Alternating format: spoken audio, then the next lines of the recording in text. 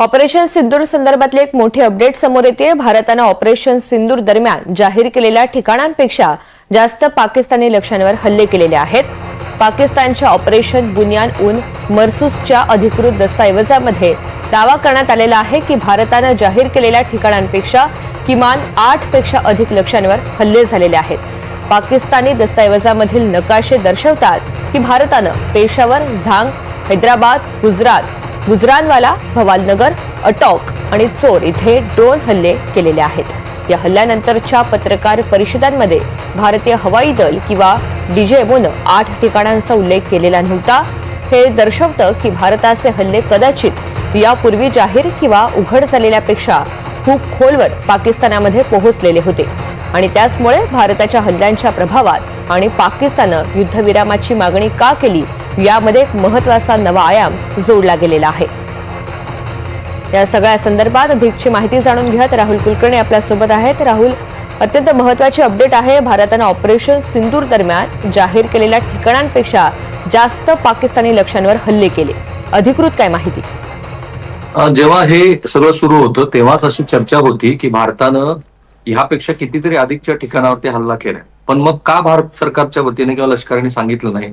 तर त्याचं मुख्य कारण होतं की जेव्हा ऑपरेशन या बालाकोटच्या वेळेला आपण हल्ले केले, परंतु तेव्हा पाकिस्तानी माध्यमातल्या काही वरिष्ठ मंडळींनी सुद्धा आणि नंतर सरकारने सांगितलं की वहां तो कौवे मरे थे। आता भारताने एवढी काळजी घेतली की ज्याला इस्रो आणि तत्सम सॅटेलाइटच्या मदतीनं किंवा डिफेन्सच्या सॅटेलाइटच्या मदतीनं प्रत्यक्षात जेव्हा आपण आत्मघाती ड्रोनच्या माध्यमातून हल्ले चढवले, जेवढ्या ठिकाणांचे आपल्याकडे पुरावे होते आणि जे आपण आंतरराष्ट्रीय समुदायाला सांगू शकत होतो, कारण हे शेवटी नॅरेटिव्हचा पण याच्यामध्ये मोठा भाग आहे, तेवढेच पुरावे आपण दिले आणि तेवढ्याच ठिकाणावरती अधिकृतपणे आपण म्हणाल की या ठिकाणी असे हल्ले झालेले आहेत।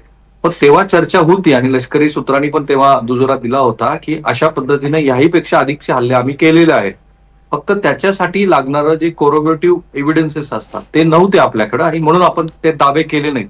आणि काही गोष्टी लष्करी सिद्धतेच्या दृष्टीनं ह्या जाणीवपूर्वक दूर ठेवाव्या लागतात। जसं अत्यंत गूढ असं हास्य भारतीय हवाई दलाच्या प्रमुखांनी केलं जेव्हा त्यांना पत्रकारांनी हा प्रश्न विचारला की ज्या ठिकाणी पाकिस्तानच्या आण्विक अस्त्रांचा साठा आहे असं म्हणतात, त्या सरगुता डोंगर रांगावरती तुम्ही हल्ला केला का? त्याच्यावरती ते गूढपणे हसले आणि ते असं म्हणाले की मला तर हे माहितीच नाही की अशा पद्धतीने तिथे आण्विक साठे आहेत म्हणून।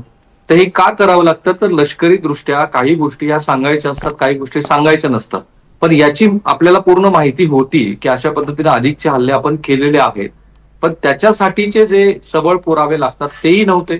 आणि दुसरा भाग असा होता की लष्करी दृष्ट्या आपण काही गोष्टी हातच्या राखून ठेवणं आत्ताच्या घडीला गरजेचं होतं। जसं आपण आजही सांगितलेलं नाही की किती लढाऊ विमानं पडलेली आहे आपली सुद्धा, आणि हळूहळू दोन्ही देश एक एक गोष्टी बाहेर सांगत असताना आपणच आपल्या पद्धतीनं केलेल्या कृतीबद्दल जाहीर वाच्यता करू नये, जेवढं सांगणं गरजेचं आहे तेवढं आपण सांगितलं। पाकिस्तानातनं बघा, त्यांच्या पंतप्रधानांनी स्वतः सांगितलं की शुक्रवारची किंवा ज्या दिवशी तो हल्ला करणार होते त्याची नमाज झाल्या आम्ही हल्ला करणार होतो, परंतु भारतानं आमच्यावरती हल्ला करून आम्हाला आश्चर्यचकित केलं।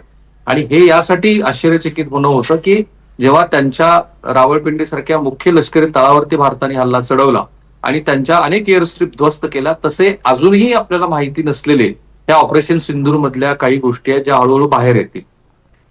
अगदी, आणि त्यामुळे पाकिस्तानने सुद्धा युद्धविरामाची मागणी का केली त्यातलं एक महत्त्वाचं कारण कुठेतरी पुढे आलेलं आहे असं सुद्धा म्हणावं लागेल। धन्यवाद सविस्तर माहितीसाठी।